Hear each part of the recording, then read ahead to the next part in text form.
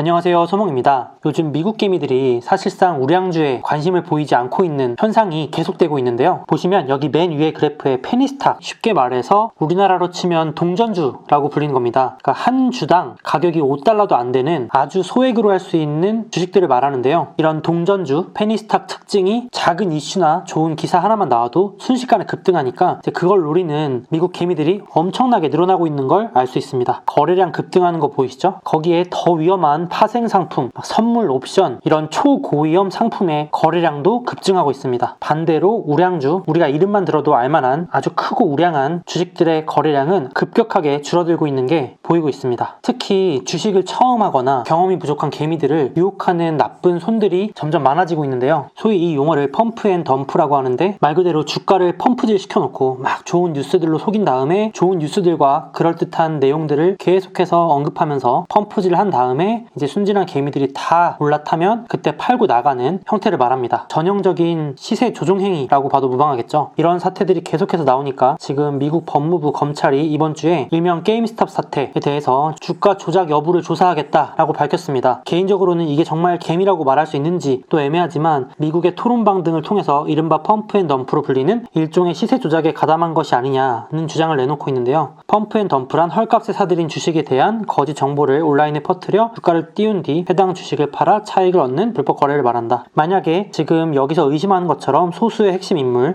사실상 개미의 탈을 쓴 기관이라고 봐도 무방하겠죠. 이런 집단 매수를 선동할 것으로 밝혀질 때는 주가 조작 사건으로 기여할 전망이다. 이렇게 기사가 나오고 있습니다. 물론 아직 확실히 나온 건 없지만 한국 주식도 아주 조그만 주식들, 작전 세력이 들어와서 주가를 허위로 띄우고 하는 사기 행위들도 가끔씩 나오잖아요. 그런 식으로 미국도 지금 이런 주가 조작 사건이 있었을 수 있다라는 의심이 점점 커지고 있습니다. 그러니까 더욱더 주의해서 투자를 해야겠죠. 이렇게 위험한 걸 알면서도 미국 개미들은 아무래도 우량주에는 별로 관심이 없는데요. 오죽하면 여기 사진처럼 요즘 핫한 암호화폐 혹은 기술주, 혁신 기업들에 투자한 개미들은 활짝 웃고 있고, 우량주에 투자한 개미들은 지쳐서 해골이 된 모습을 재밌는 짤로 표현하고 있습니다. 당연히 이런 상황에 대해서 우려의 말들도 많이 나오고 있는데, 최근에는 미국의 CNBC 방송사 진행자가 이제 고속 구간에서 위험 구역으로 접어들었다. 당장 팔라는 얘기는 아니지만 위험 구간에 접어들었다는 걸 알고 있어야 된다. 너무 명백한 3가지 근거가 있는데, 첫째, 신규 상장주 열풍이다. 둘째, 테마주의 열풍이다. 셋째, 가치와 무관한 기술적인 투자가 열풍을 보이고 있다. 전형적으로 반복되는 명확한 신호다. 그래서 제가 관리하는 이 우량주 맵을 한번 점검해 봤는데요. 결론부터 말씀드리면 우량주에 관심이 사라졌다기보다는 오르는 주식만 오르는 쏠림 현상이 지속되고 있다. 이렇게 보는 게 더 맞을 것 같은데요. 작년에 80% 가까이 올랐던 애플, 아마존이 영 저조한 성과를 보이고 있어서 그런 것도 있고, 페이스북도 무려 마이너스 수익률을 기록하고 있습니다. 그나마 작년에 부진했던 알파벳, 마소가 괜찮은 편이지만 워낙 상승률이 높은 다른 주식들이 많다 보니까 사람들의 관심이 많이 떨어지고 있는 모습입니다. 예를 들어서 이번 주에 디즈니가 실적 발표하면서 원래 적자를 예상했는데 흑자 발표하고, 스트리밍 서비스 구독자가 1억 명에 도달한다는 엄청난 소식을 발표했음에도 불구하고 덤덤한 모습이었는데요. 현재 넷플릭스가 약 2억 명인데 디즈니 플러스가 벌써 1억 명이니까 정말 따라잡는 속도가 엄청 빠른 모습입니다. 이런 좋은 소식에도 현재까지 디즈니의 연초 대비 수익률은 고작 3.6%, 넷플릭스도 마찬가지로 2.9%로 영 부진한 모습입니다. 그 외에도 마이크로소프트가 작년에 소셜미디어 틱톡이라는 기업을 인수하려다가 실패했죠. 그리고 나서 이미지 검색 플랫폼인 핀터레스트를 인수 검토한다는 기사가 나오면서 이 핀터레스트의 주가는 뛰었지만 정작 마이크로소프트는 별 반응이 없는 모습이었습니다. 그 외에도 나이키나 맥도날드, 스타벅스, 코카콜라, P&G, 펩시, 화이자, 머크, 비자, 마스터 등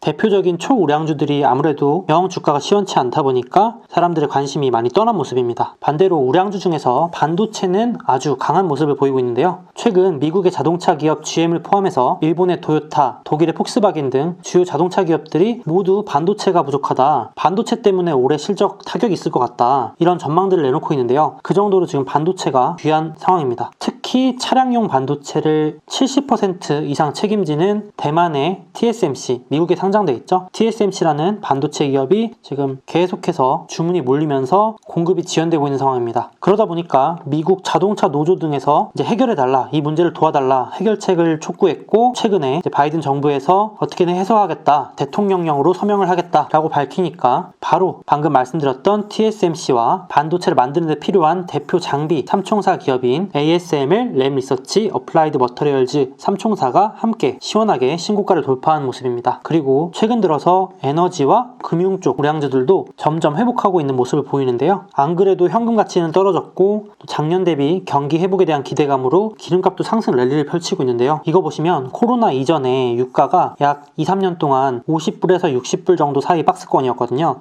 근데 코로나 때 박살났다가 이렇게 회복하더니 지금은 무려 59불, 거의 60불에 도달했습니다. 이 정도면 회복이라고 볼 정도가 아니라 코로나 이전에 신고가를 돌파할 정도의 강력한 랠리를 보이고 있는 모습입니다. 작년 이맘때쯤만 해도 유가가 다시 50불 넘는 일도 없다고 하는 기사들이 도배가 됐었는데 이제는 유가 슈퍼사이클이 온다고 하는 기사들이 쏟아져 나오고 있는 상황입니다. 그래서 제가 지난 영상에서도 우량주만 투자하기는 좀 아쉬운 분들을 위해서 저희 주도주 맵이라는 걸 보여드렸는데요. 좀 더 위험을 감수하더라도 수익률을 좀 더 확보하고 싶다 이런 분들이 참고하시면 좋을 자료일 텐데요. 앞서 보여드린 주도주 맵에서 이번 주 강세를 보인 대표 기업을 정리한 겁니다. 먼저 계속해서 우주 분야가 강세를 보이고 있는데요. 이 이항홀딩스라는 기업 들어보셨나요? 중국 기업인데 미국에 상장돼 있죠. 여기 보시는 것처럼 드론을 만드는 회사입니다. 사람이 타는 유인 드론인데요. 정말 대단한 게 미국 개미가 아니라 한국 개미들은 어디서 이 정보를 이렇게 빨리 얻었는지 모르겠지만 2021년 1월 기준으로 무려 순매수 상위 10위, 그러니까 우리나라 사람들이 사는 해외 주식 중에 10번째 규모로 많이 담겼다는 거죠.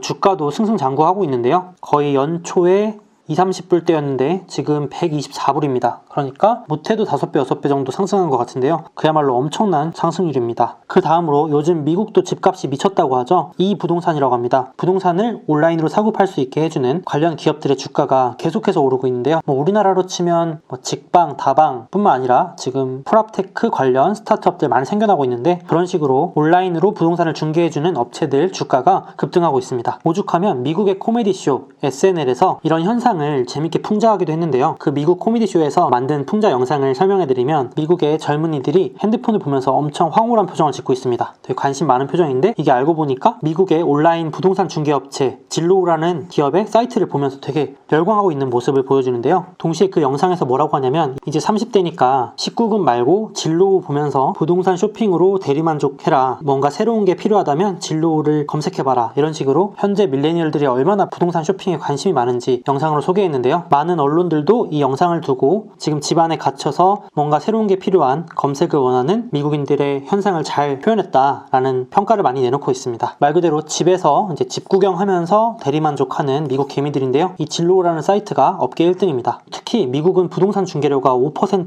6% 가까이 육박할 정도로 매우 부담이 많이 되는 수준인데요. 그런 것들을 해결해주는 기업들이 뜨고 있는 상황입니다. 그래서 소프트뱅크의 손정희 회장도 투자한 이 기업 오픈도어, 이 오픈도어라는 기업도 마찬가지로 온라인 부동산 중개 업체고요. AI로 부동산을 손쉽게 거래할 수 있는 관련 기업으로 주목을 받고 있습니다. 지금 현재는 미국의 3개 기업들이 상장해서 경쟁을 펼치고 있고 사실상 주가 흐름도 거의 유사하게 흘러가는 모습입니다. 현재 대부분 적자 기업이거나 아주 고평가를 받고 있는데 역시 당연히 이런 기업들은 미래에 대한 가능성, 성장성을 염두에 두고 프리미엄을 받고 거래가 되고 있는 것으로 보입니다. 마지막으로 암호화폐 관련 기업들인데요. 최근 테슬라가 앞으로 테슬라 자동차를 살 때나 혹은 자동차 내에서 뭔가 구매할 때 암호화폐 통해서 할 수 있도록 허용하겠다. 그러면서 직접 암호화폐를 사기도 했죠. 이게 화제가 됐었는데 오죽하면 지금 암호화폐 사이트에서는 이제 신나서 테슬라 사려면 비트코인 몇 개 필요한지 계산까지 해주고 있습니다. 그러면서 동시에 이제 암호화폐 관련 분석가들은 역시 주요 기관들이 테슬라처럼 비트코인 투자를 따라할 것이다. 암호화폐를 허용할 것이다. 라고 밝혔는데 지금 동시다발적으로 미국의 최고 은행, 그러니까 가장 오래된 은행인 뱅크 오브 뉴욕 멜론도 비트코인을 취급하겠다 밝혔고 애플도 이 막강한 생태계를 통해서 이 시장에 뛰어들지 않겠냐라는 추측들도 나오고 있고요.